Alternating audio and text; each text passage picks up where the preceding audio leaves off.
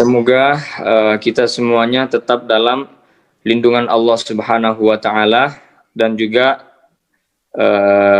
terima kasih kepada PGBM, Persatuan Penggalang Gelam Malaysia, Gelam Bawean. Alhamdulillah pada malam hari ini kita bisa ditakdirkan oleh Allah Subhanahu wa taala untuk melakukan suatu amal perbuatan yang amal soleh, yaitu belajar tentang Al-Qur'anul Karim. Ini sangat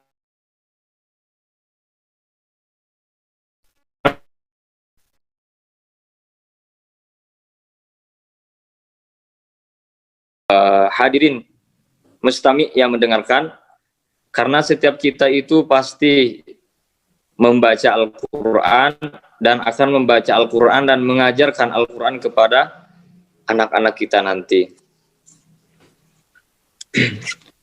Pada malam hari ini, insya Allah nanti kita akan kami akan sedikit memberikan contoh cara membaca Al-Quranul Karim.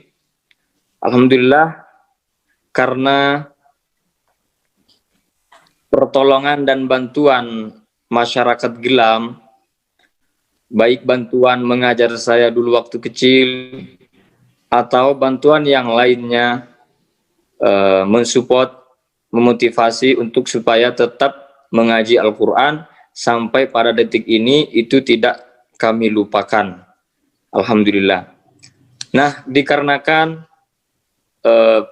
jasa mereka itu, para guru ustadz-ustadz yang di kampung dulu adalah orang Gelam, kami ingin sekali membalas jasa itu walaupun sedikit, yaitu bisa mengajar orang Gelam baik yang di Malaysia maupun yang ada di Bawean tentang Al-Quran. Saya pakai bahasa Indonesia supaya adil, nanti pakai bahasa Bawean takut ada yang kurang paham apa yang saya maksud. Seperti itu. Ada beberapa Al-Quran dan hadis tentang pentingnya, fadilahnya orang-orang yang terus-menerus membaca Al-Quranul Karim. Nanti ada juga, saya udah tua, saya udah tidak mau lagi membaca Al-Quran, saya harus cari nafkah untuk keluarga dan lain-lain alasan yang lainnya, itu nanti bisa dalam melalui tanya jawab. Fadilahnya Al-Quran banyak sekali, salah satunya adalah orang yang ahli Al-Quran, orang yang istiqomah banyak membaca Al-Quran, dan orang yang belajar Al-Quran.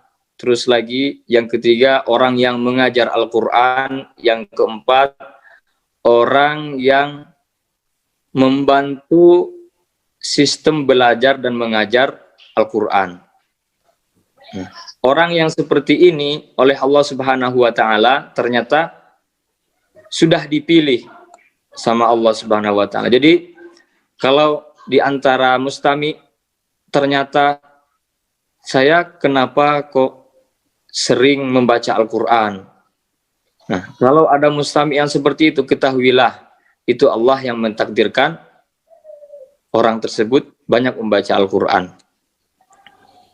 Asta'idz billah dalam surah Al-Fatir, "Tsumma asta'idz billah, tsumma awrasnal kitaba alladziina istafaina min ibadina, faminhum zalimun li nafsi wa minhum muqtasid wa minhum sabiqun bil khairati biidznillah, dzalika huwal fadlul kabir." Shadaqallahul azim. Maksudnya, kata Allah Subhanahu wa taala dalam Al-Qur'an, saya, kata Allah, itu memilih dari hamba-hambaku, di antara hamba-hambaku dipilih, setelah aku pilih, dipilih dari mereka siapa saja yang akan mewariskan Al-Quran, akan meneruskan Al-Quran, membaca terus Al-Quran, mengajar terus Al-Quran. Nah, jadi orang yang belajar dan mengajar atau orang yang terus membaca Al-Quran itu sudah dipilih oleh Allah Subhanahu wa Ta'ala. Jadi kadang ada orang, saya udah nggak mau lagi membaca Al-Quran. Mungkin bukan seperti itu, tapi Allah yang nggak mau Al-Qur'annya dibaca oleh orang itu, karena dia tidak dipilih. Orang dipilih, pilihan Allah pasti orang-orang yang bagus. Nah, tapi ini belum selesai. Setelah dipilih oleh Allah Subhanahu wa Ta'ala, ada 3 kategori. Jadi tidak semua orang yang membaca Al-Quran itu orang baik, atau tidak semua orang yang hafiz Al-Quran orang baik, tidak semua orang yang mengajar Al-Quran orang baik. Tidak seperti itu. Jadi ada tiga macam. Yang pertama adalah dalam ayat tersebut, faminhum zalimul linafsi. Orang yang pertama adalah Allah kasih dia Al-Quran. Mungkin dia hafizul Quran, hafal Al-Quran, atau dia mengajar Al-Quran, atau rajin banget membaca Al-Quran. Tapi dia zalimul linafsi. Orang yang pertama adalah dari orang yang dipilih oleh Allah. Jadi ada 3 lagi. Tidak semua yang dipilih itu orang bagus. Ada 3. Yang pertama, orang itu zalim, dapat dosa, malah dapat dosa. Ahli Al-Quran tapi dosanya banyak. Yang pertama. Yang kedua, orang ahli Al-Quran juga, tapi sedang membaca Al-Quran. Ahli Al-Quran di sisi lain juga dia ahli maksiat juga. Sedang. Yang ketiga, nah ini yang semoga kita semuanya termasuk yang ketiga, yaitu sabikum bil khairati biidznillah. Yaitu ini orang dikasih oleh Allah Subhanahu wa Ta'ala Al-Quran. Maksudnya dikasih, dia bisa mengajar Al-Quran, atau terus-menerus membaca Al-Quran, atau orang tersebut hafal Al-Quran. Nah, tapi orang yang ketiga ini adalah orang yang betul-betul baik, bukan baik saja, tapi dengan Allah kasih dia Al-Quran, menjadikan dia ahli Al-Quran, dan dia itu malah bertambah baik dalam segala halnya, bertambah terus, berlomba-lomba daripada orang lain mengerjakan kebaikan. Nah, ini yang kita inginkan, yang nomor 3. Tapi Allah Subhanahu wa Ta'ala kepada orang yang nomor 3 ini memberikan surat khusus, yaitu dari kata-katanya Allah. Kalau belajar ada namanya nanti dal bil bidalalah bil isyarah, itu dalam kitab tafsirnya. Itu ketika Allah Subhanahu wa Ta'ala mengatakan kepada orang bahwa yang nomor 3 ini, yaitu dia menjadi ahli Al-Quran, tapi dia juga sangat bagus, berlomba-lomba dalam kebaikan, berlomba-lomba dengan yang lainnya. Nah, untuk orang yang ini, yang bagus ini, Allah kasih surat lagi, jangan sampai melupakan, yaitu apa? Sabikum bil khairati biiznillah, katanya Allah. Jangan sombong, orang yang bagus ini jangan sombong, biiznillah. Engkau bisa berbuat baik seperti ini, bisa berlomba-lomba seperti ini, biiznillah, karena dari izin saya, dengan izinnya Allah, dengan ridhonya Allah.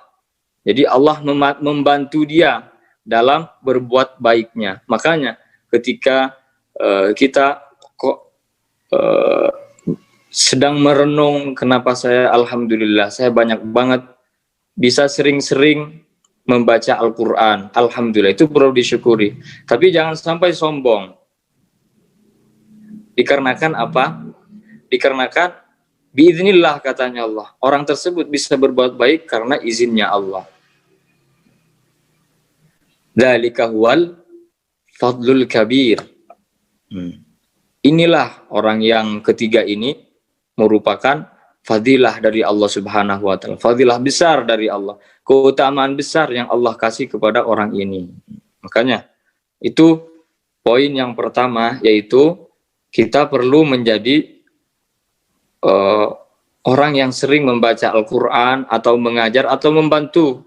Mungkin kita nggak bisa banyak membaca Al-Quran, tapi membantu orang lain dengan cara apa? Bisa ngasih uang kepada pesantren, atau kepada anak yang menghafal Al-Quran atau belajar Al-Quran. Oke, poin yang pertama yaitu kita perlu sering-sering membaca Al-Quran supaya juga Allah Subhanahu Wa Taala supaya pilih kita dari hamba-hambanya. Dan setelah dipilih semoga dijadikan hamba yang kelompok yang 3 tadi itu. Jadi tidak semuanya. Makanya kadang ada orang bertanya, ini kenapa Ustadz tapi kok seperti itu? Ini hafal Al-Quran tapi kok seperti itu? Makanya sekarang kan udah belajar kita. Jadi tidak semua orang yang ahli Quran itu orang yang betul-betul diridhai oleh Allah. Jadi ada 3 tingkatan.